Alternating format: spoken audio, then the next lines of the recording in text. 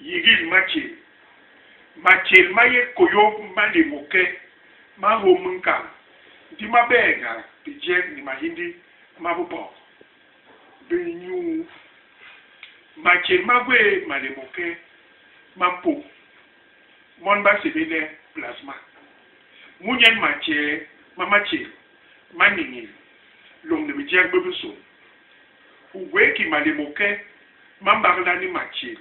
ingela mache mamaba mon ba sebele serum mali moke nunu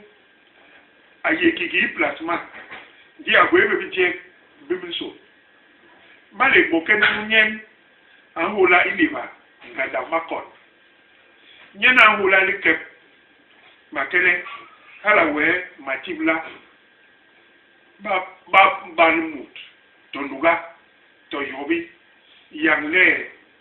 deba kon igwe habanye tole itibil ngi makon yigi machi tuwula iyi tomu agwe machi mankon tole machi mambu